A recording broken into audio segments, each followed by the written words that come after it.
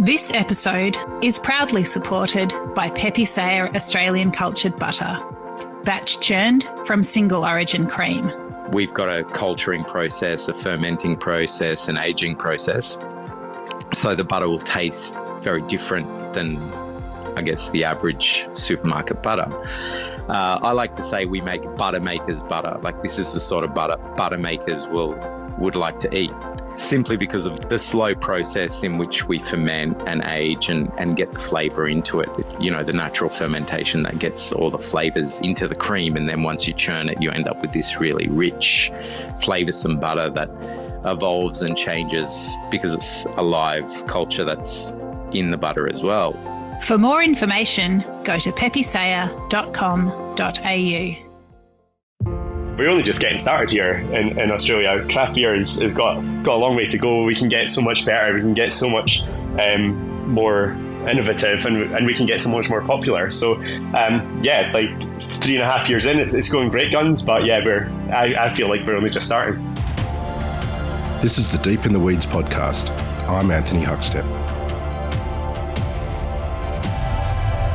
As we've discussed previously, pub dining has evolved considerably over the last decade down under. But even more fascinating is the proliferation of craft beer, brew pubs, and places where unique beer and quality food lure in families for fun and accessible feast.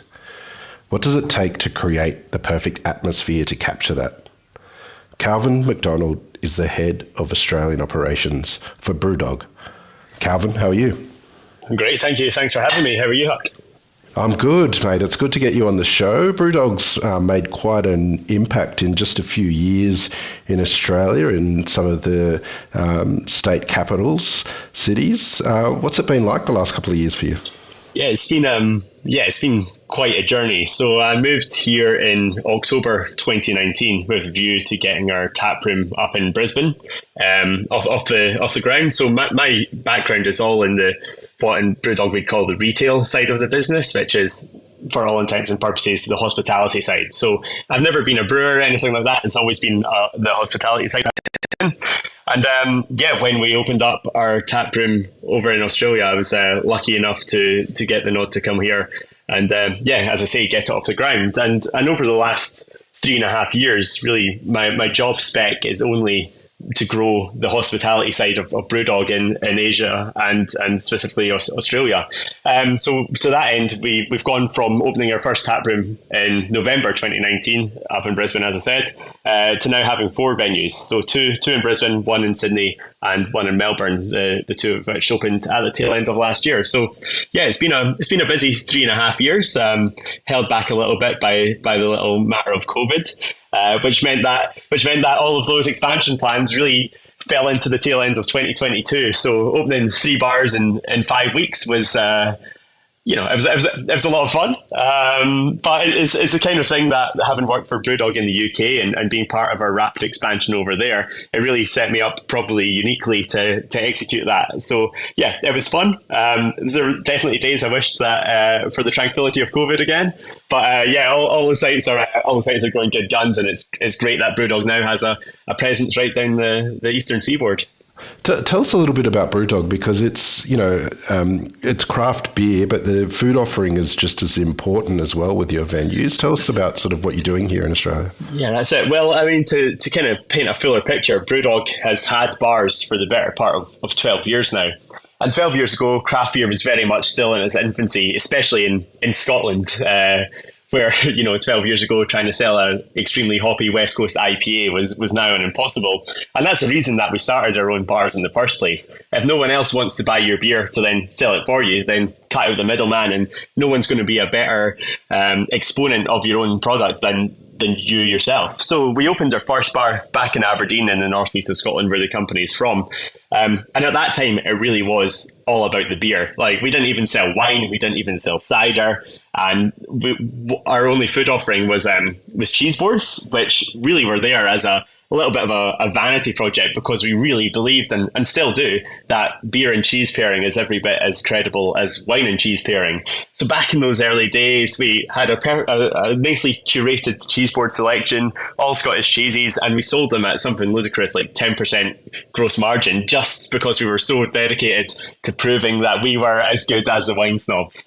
And yeah, as you say, it's been an amazing evolution. Now, if you come into Dog Tap Brisbane, our tap room, we've got a full food menu: pizzas, burgers, even Aussie classics like Parmas, Parmies, Parmos. I've never quite figured that one out. But yeah, we haven't either. I'm not surprised. But yeah, so it's been quite the journey from a 10% margin cheese board to a full, I would say, restaurant menu. So it's been an interesting lesson, and myself, having been with the company 11 and a half years, I think I've seen every iteration of our pub grub menu through that time, from the cheese boards to really quite high concept menus when we opened in Soho in London or in Brighton on the south coast of England. Then we found we were spending way too much money on labour, and our GP wasn't good enough. So we stripped that back to a menu that we launched in Brewdog Shoreditch in the east end of London that only had 5 items on it, which was a massive overcorrection. And since then, we built it back up to running a pretty consistently global menu, I'd say. And that's been the thing that's kind of proved a success for us. I think maybe back when we had maybe slight delusions of grandeur about the food that we could dish up, we on that same note, as wanting to prove that we're every bit as good as a trendy wine bar with nice little small plates and things like that, which there's no knock on, there's definitely space for. I think that we kind of realized that when we're selling craft beer, which is expensive to make, and we're trying to keep the price point competitive, which means we're taking a hit on the wet side of our margins, we had to come up with a sustainable food business. And I think that here, after 12 years of hospitality, we're just about in the right place for that. Yeah, but tell us about the food offering in Australia and, like creating that to fit the market. Were there challenges in getting that right?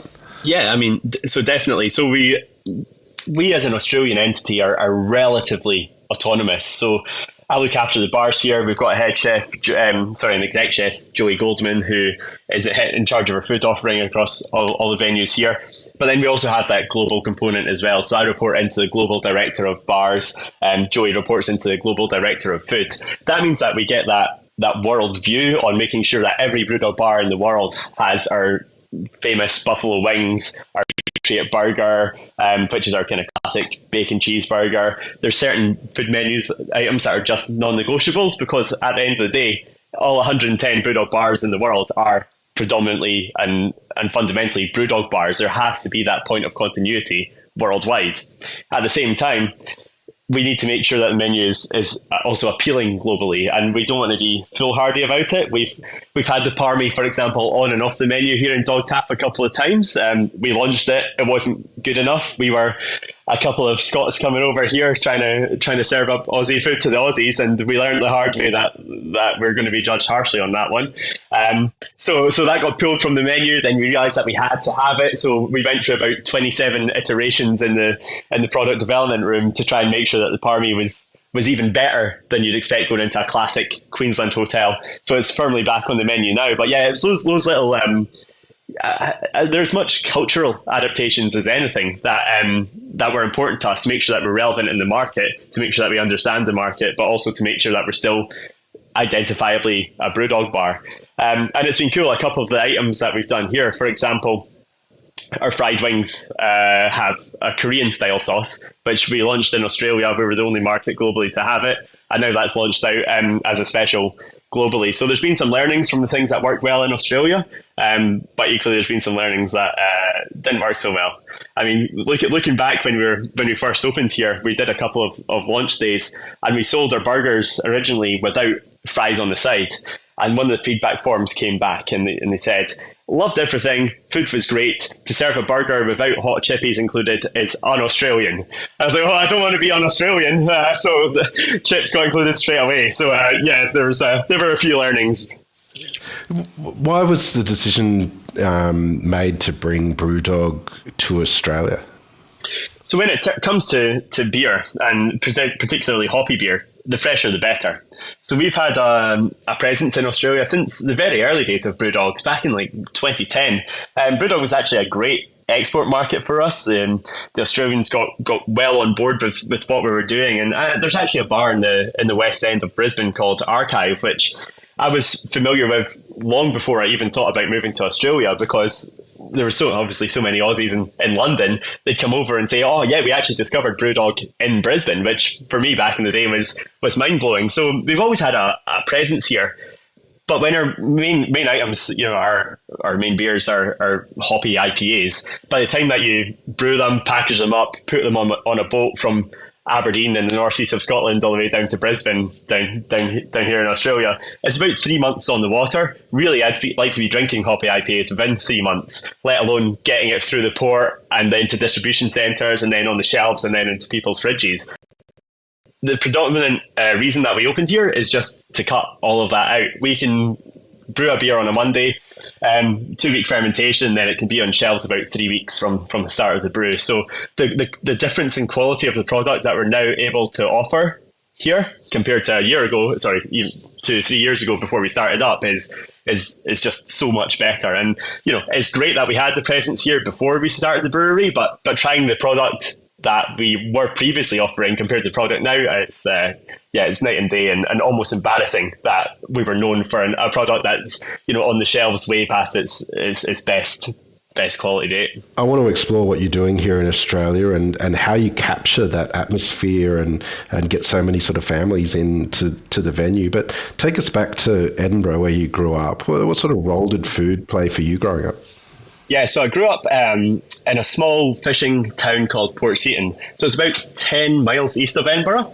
And I was lucky enough so I've got 2 younger sisters. They're pretty much the same age as me. I'm now 31, they're 30 and 28. So yeah, all similarly aged growing up. And we were lucky enough that because my dad worked in North Sea Oil, there was just about enough money in the family that my mum didn't work, which meant for us a home-cooked meal pretty much every day. And somehow my working-class parents created 3 quite precocious food snobs out of that. So yeah, we were big fans of going to whichever book Jamie Oliver had just brought out that year and picking the meals for the week, and we'd as a family trek up to Sainsbury's and do the shop as a family, and we knew what we were eating. I remember those kind of precocious kids that when you went round someone else's house for dinner and they got chicken nuggets and chips, you were almost appalled, which is just not at all synonymous with a working class Scottish East Coast family. So that meant that we had a pretty good grounding in food. We were all used to cooking for ourselves, and even though Scotland doesn't have a global reputation for great food, I think we're well known for great produce. And being right on the coast, we were always privy to that. I mean, I think I was 21 by the time I didn't see the sea on any given day. So yeah, always right beside the seaside. So so I think we just had a good understanding of food. Thanks, in big part to my parents, but just in terms of being having that advantage of proximity to great produce. So when it came to transferring that to what we do at work, that's why it's great for me to be down here in Australia, where, like Scotland, the produce is fantastic, and I don't want to get my passport revoked, but the produce down here is even better. So it's a privilege to be able to work with some of the ingredients, some of the suppliers that we now get, even though it's a long way from those initial days of exploring food on the east coast of Scotland. Well, you're right about some of the produce in Scotland, particularly the seafood, and the scallops are just absolutely extraordinary. Do you remember any sort of feasts or dishes or any sort of standout meals from when you were young? Yeah, that's it. I mean, so one of my favourite things that I have now is it's a PDF document that we got, me and my sisters got my dad to write when we were moving out of the family home in Scotland, and he basically just pulled some of those favourite recipes that we used to request again and again. And looking back, they were all pretty bland. They're all pretty vanilla. It's things like, gnocchi in a tomato and basil sauce. But in 1998 in Scotland, no one was eating gnocchi. We thought we were the bee's knees because, rocking up in the playground. Oh, yeah, we actually had a gnocchi for dinner last night. I'm not sure if you've heard of it. And looking back, recreating those meals now, it's just, it was maybe great for the late 90s in Scotland, and certainly as kids it was a great thing to be eating. But revisiting those recipes now with, as I mentioned, the produce that you can get, but just, I think globally, just the level of knowledge that the average man on the street has about food has been it's grown massively thanks to, things as simple as cooking shows. It blew my mind when I moved to Australia that there's a whole channel on free-to-air TV dedicated to food shows. I was like, wow, no wonder the food in Australia is amazing when they get this level of exposure to chefs and to recipes and things like that. So, it's funny looking back at what we ate in those early days, because we thought they were great at the time, but, probably rightly, as we've grown up, we've seen that society and the food that's available has moved on. So it's probably good that my favourite meal as a 31-year-old is not my favourite meal as a 10-year-old. So I'll take that as a win. Did you always sort of envisage a career in hospitality? Take us back to sort of, those years when you were trying to work out what you want to do as a career. Was that always an avenue for you? Not really. So I ended up in Aberdeen, where Brewdog is from, for university. I actually had a couple of cracks at uni. I did politics and the German language first time. I did economics second time. But it was while I was at university in Aberdeen that I discovered Brewdog. So they opened their first ever bar of the now 110 that they have globally, right across the road from my student accommodation. So the writing was on the wall from the very start. I did have a little time before I went to university working in hotels and the function side of hotels. The east coast of Scotland, very picturesque, a lot of golf courses, great wedding venues, that kind of thing. So I did have some hospitality background, but it was quite dissimilar to what we were doing in 2012 in the craft beer scene. However, looking back, as Brewdog as a company has grown and become not just a craft beer bar, but an all-round hospitality experience, I wonder if some of those early hotel experiences did actually stand me in good stead. But yeah, as I say, I was meant to be an economist. I should be in the city of London working for some faceless bank just now. So I thank my lucky stars every day that I decided to kind of give Brewdog and the craft beer industry a bit of a punt. And yeah, it's fantastic that it's worked out. Well, you've got a pretty incredible role with the company these days, but take us through the progression sort of in the important sort of steps or people that you worked with as you sort of got to where you are within the company. Yeah, so back in 2012, I just worked Friday, Saturday nights in the bar. And at the time, it was, touching again on craft beer still not being a known entity, especially in Scotland. We were one of the craft beer destination spots of Europe.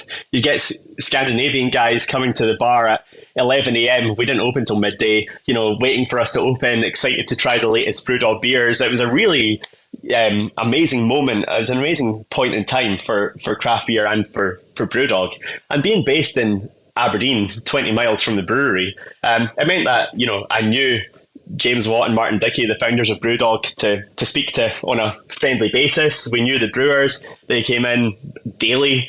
The amount of lock-ins that we had probably are not for public record. But it meant that the level of beer education that I got in those early days was invaluable. And it meant that as I progressed through the company, when my name came up for promotions or was ever talked about, it was, wee Calvin from the Aberdeen bar. It was good because, there's no two Calvins in Brewdog, and all the guys up at HQ and in the brewery knew who I was. So that probably stood me in good stead. So that meant I could go from working as a part-time, latterly full-time bartender in Aberdeen, decided to move back down to Edinburgh, where I'm from, and quickly went through duty manager, which is kind of like a supervisor, and an assistant manager there. And then by 22 years of age, I was running my own bar in Newcastle in the northeast of England, which was a great experience. Newcastle in England is a party city, if there ever was one, and trying to make a quite refined craft beer bar work there was a hell of a learning experience. But that set me up for moving down to London, where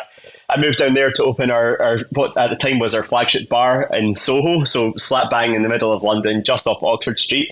And again, that was a great moment in time because we were still pinching ourselves that the little Scottish brewery Brewdog could have a successful bar basically on Oxford Street in the centre of London. It was beyond our wildest dreams at the time. Since then, we've opened bars in Vegas, etc., etc. So that seems like a distant memory now.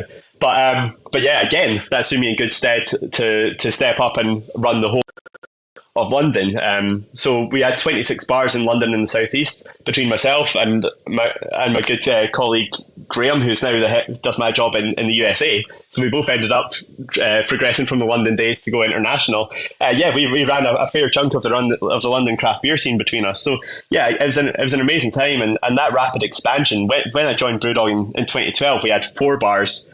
And then by 2019, we're running 26 bars just in London between the two of us. So yeah, a fair bit going on in the last 10 years, that's for sure.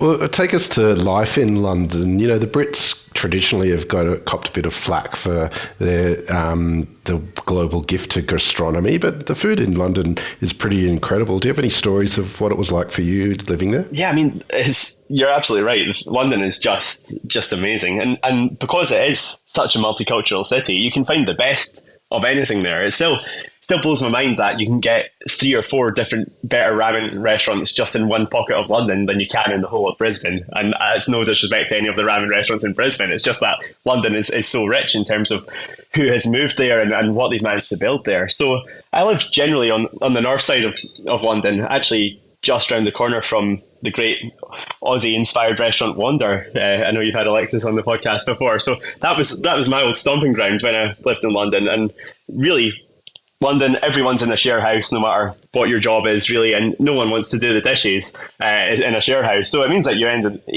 ending up eating out 3, 4, 5 nights a week. But when you've got the great casual dining options that London does, then it's easy to eat out for not too much money. So you can go down to Shoreditch and go to Dinerama or Street Feast in Dalston, or across to Borough Market and London Bridge. There's just those kind of incidental eats just were so prevalent.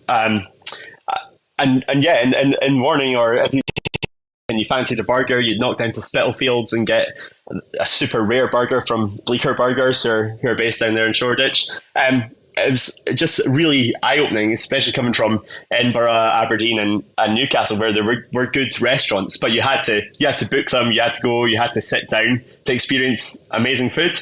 In London, it was just so readily available all the time that your Friday, Saturday nights were sorted to just go wander through the street food markets and end up with a different cuisine every night of the week.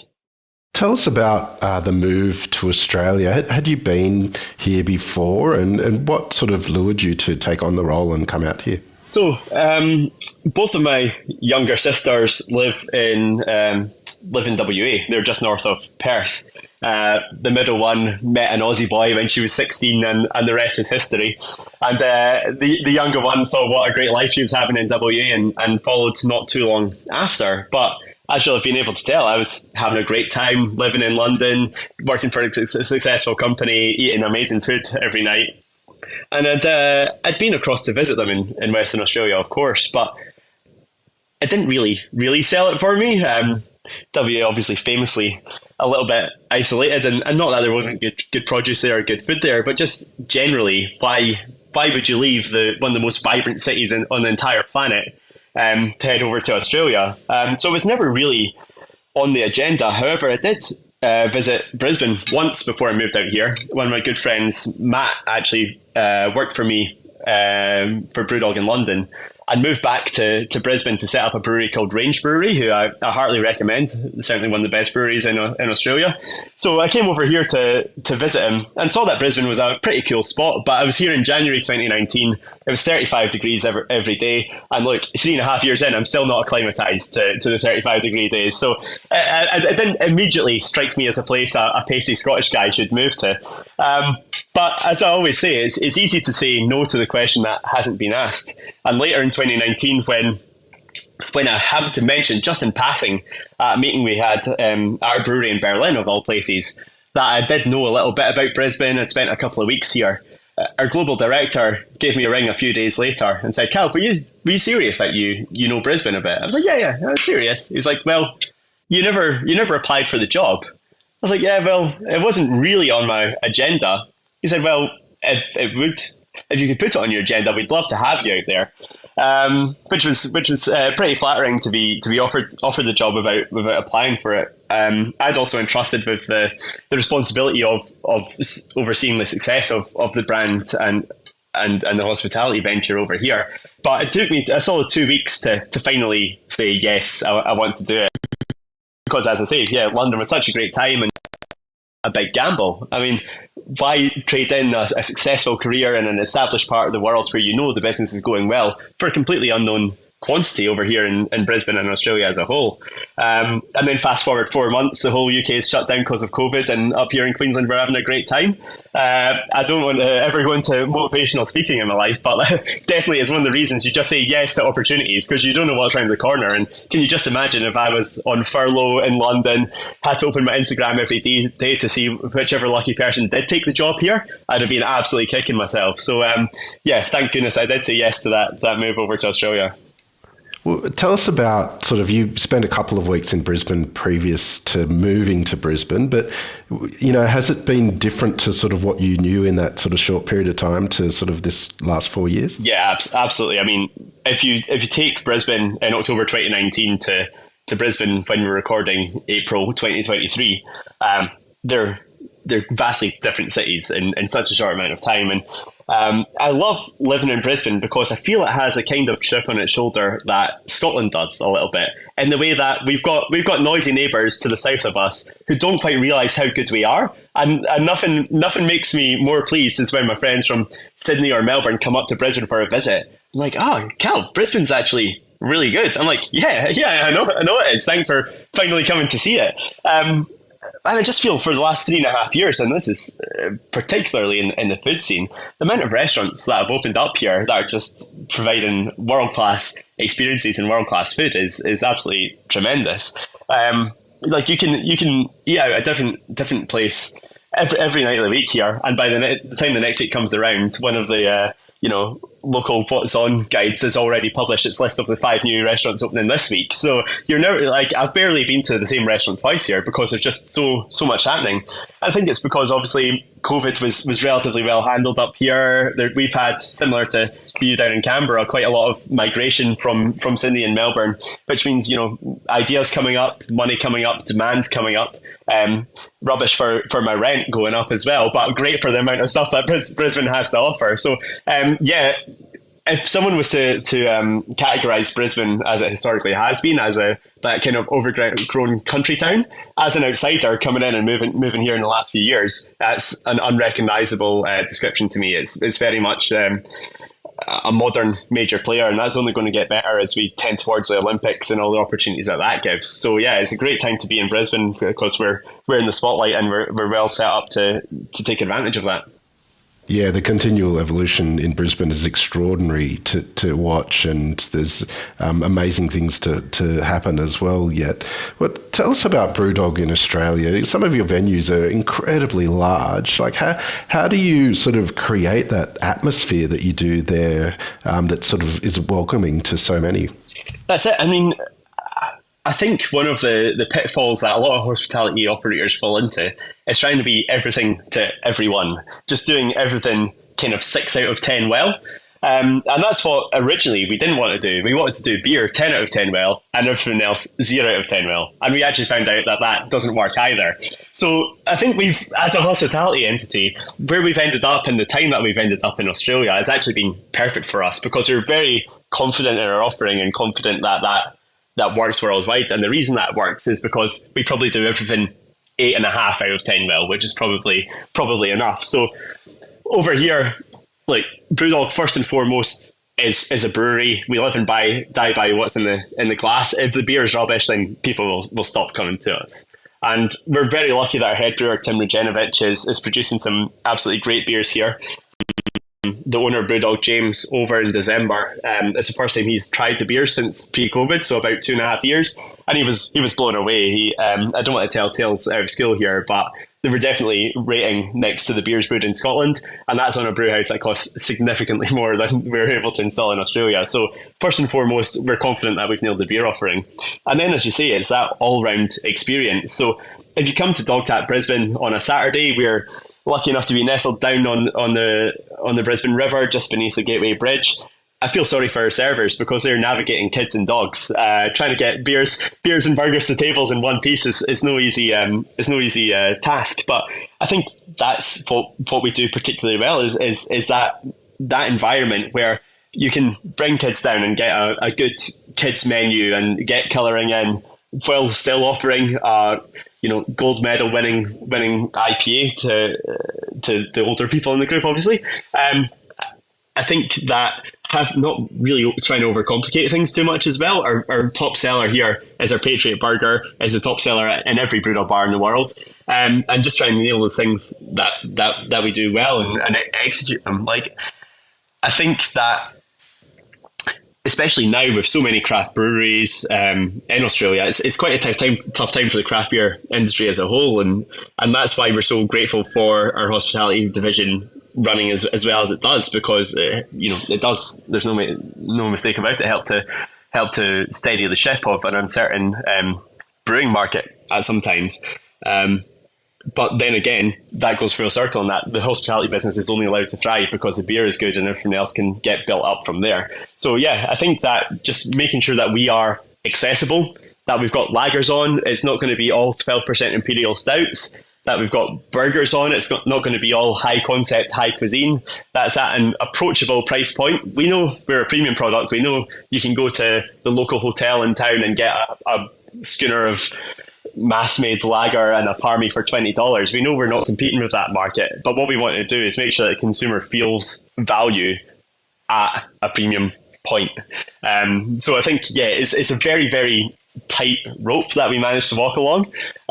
We constantly review where we are, we constantly review our offering, we constantly review our prices, and going back to the example I gave around the parmy being off and on the menu, is those kind of slight adjustments that can make or break it. And if you extrapolate that over to the whole business, then I think you can make a success of it. So yeah, just making sure that you're all over all parts of your business, all over what you do, taking feedback as a gift. We're on our Google reviews 3 times a day, seeing what people are saying. And if you're an agile and nimble business, you should be able to adapt to that. And I think that's probably one thing where, even though we do have 110 bars globally now, where each bar is empowered, and especially for me here in Australia, we can make changes very, very quickly. We've not got to circle back to the UK having meetings after meetings and analysis after analysis. Because of my 11 and a half years, I think I'm entrusted that if something's not working here, we can pull it. If something needs to change, we can change it. And despite being, as I say, quite a big business worldwide, if we operate like a small business in Australia and we stay nimble, then hopefully we'll keep our relevance for a long time to come. We've detailed some pretty amazing success stories coming out of COVID on Deep in the Weeds over the last couple of years, and Brewdog chose a fascinating period of time to expand into Australia, and Australia had its bushfires and floods and then obviously the pandemic. But it's been a real success story here. Why do you think that is? What is it that Brewdog has sort of delivered to create that success that you've had during those tough times? I think that we got extremely fortunate with our choice of location up here in Brisbane. So the brewery is based on the east side of Brisbane, and it's a relatively residential area. The brewery itself is on a commercial estate, but there's suburb after suburb to the east of us and to the south of us that are just not served adequately by people doing what we do, that kind of big venue, all-encompassing beer and food offering. And I think we actually underestimated how much the demand was there to be had when we set up here. For example, given what I know now, back in 2019, we would have definitely put a kids' play area in, because as I say, so many kids here at the weekends, and we'd love to take them off mum and dad's hands for a little while so that they can get stuck into a beer and have something to eat.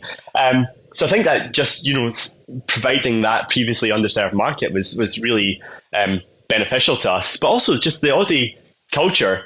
I know there's lots of tropes and jokes that go around that Aussies, are nearly as big drinkers as the Scots are, but it's just done in such a family-friendly, approachable way here. On a Saturday, we're not kicking anyone out for being, excessively intoxicated. We get a really, really nice crowd, and we try and keep that slight educational nature of what we do going. Like, we want people to know why it's better to drink a Brewdog Lost Lager than a 4X, for example. And I think that making sure that the staff are passionate about it and care about what they do is half the battle. It's easy to go into what what is, I suppose, now a big multinational company like Brewdog and feel like you're buying a beer from a multinational company. But it's what we think is really, really important is that the guys here are super engaged in Brewdog, trying to be part of the Australian scene, trying to be part of growing the craft beer kind of community, the craft beer network, the craft beer scene in Australia. And the guys are engaged about that, and that transmits to the customers, and then they feel like they've had a great experience and want to come back and support us. And I think we've seen the industry, like Moondog, for example, is a great one. Building Moondog World, it's something that probably the North Melbourne scene hadn't seen before. It's an exciting venue. The guys, great beers, they're passionate about it. And really, that's at the heart of it, just being passionate about what you do. And in hospitality, it's difficult. If you're running a pub, to make people passionate about serving schooner after schooner of Forex, I have some sympathy for bar managers out there to try and keep their staff motivated and passionate about that. But we have the advantage here of being a craft brewery, launching beers nearly every month, keeping the staff well informed, keeping the staff well trained, and there the passion comes through, and I think that's why we've been so successful so far in the Australian market. You left a high-profile life and career in London to roll the dice in Brisbane. It's a couple of years on now. Has the experience sort of changed you? It's a good question. For me personally and professionally, it's been definitely beneficial for me to move out here. In London, I was tasked with obviously overseeing about 13, 14 venues, but we also had, as I mentioned, a head of food, we also had a head of maintenance, we had a head of procurement, we had a head of purchasing. I never had to get my own menus printed. I never had to organize XYZ. Whereas here in the retail sphere, the hospitality sphere, it's myself and then Joey, our head of food, that reports into me. And everything else is pretty much on me. So I kind of joke that I do 12 people's jobs here. Back to that same kind of trope I was saying before. I do 12 people's jobs 7 out of 10 well. But it means that when we opened our bar in Fortitude Valley in the centre of Brisbane at the end of last year, it was the first bar that we'd ever opened that no director had ever been to sign off on. So everything from finding the site to designing the site to executing the site, pretty much it was all overseen by me. And I just never have got that opportunity opening a bar in London because there's so many moving parts and people with various expertise in London as part of the company to do that. So I've definitely diversified my skill set, to borrow a crap business phrase. But I've just got opportunities that I've never been able to do. So yeah, I'm definitely professionally in a much stronger point from being essentially thrown in at the deep end. Hey, Cal, go and do Australia and make the best of it, and taking that at face value and just through hard work and passion, being able to make that work. So yeah, I'm sure if I was to move back to London now, I'd be a slightly different Calvin McDonald to the one that left. Well, you're doing extraordinary things in Australia. What do you love about what you do? I think flying the flag for what we do is so important. So, we know that we're coming into a really difficult market here. You're seeing craft beer really having to fight for a piece of the pie just now. Between CUB and Lion, obviously they run the bulk of the beer that's sold in Australia, and we really want to be a big part of winning back lines for independent breweries. And every little success that Brewdog has is part of that. One of the things I'm most proud of in Brewdog bars is selling a lot of guest beer. I think when we opened up in 2019, we were rightly side-eyed by some of the local craft breweries here. What's Brewdog coming over here? Are they trying to steal our market share? And I think it's something that we did in the UK very well, was that informative piece that you're better off drinking craft beer than a macro-made, international kind of boring lager. So by us being able to showcase other breweries, so again, I'll name check Range. When you come into our bar, you might only be here in Dogtap Brisbane on the East End because we're a local brewery to you, but cool, we've got 6 different Australian breweries on tap. You might have a beer that you've never have had the chance to try because you were previously, and there's no shame in it, a 4X or a VB drinker or whatever. You might have a hazy beer by Range or by Mountain Culture or any of the great breweries in Australia, and then all of a sudden, the next time you're in the bottle, range or mountain culture catch your eye, and then all of a sudden, not for our Brewdog's personal benefit, but for the benefit of the entire craft beer scene, that's us created one more sale for the craft beer industry and one less sale for big bad beer. So it's such an untapped market here. I think that the beer scene in Australia has a lot more work to do to mobilise that educational piece. I think I've seen it discussed recently that, you know, now craft beer is kind of plateauing. We're all just fighting for bigger pieces of the same slice. But I think from a personal perspective, I think we've got a lot more work and a lot more opportunity to do to win back some bigger slice from those two big conglomerates. So we're only just getting started here in Australia. Craft beer has got a long way to go. We can get so much better. We can get so much more innovative, and we can get so much more popular. So like 3.5 years in, it's going great guns. But I feel like we're only just starting. Well, Calvin, it's amazing what you guys are doing, and it's an honour to have you on Deep in the Weeds to hear just a part of your story. Please keep in touch, and we'll catch up again soon. Great stuff. Thanks very much for having me, and I'll see you soon. This is the Deep in the Weeds podcast. I'm Anthony Huckstep. Stay tuned as we take a deep dive into the lives of the incredible people who ply their trade in the food and hospitality sector. Special thanks to executive producer Rob Locke for making this all happen. Follow us on Instagram at Deep in the Weeds Podcast, or email us at podcast@deepintheweeds.com.au. Stay safe and be well.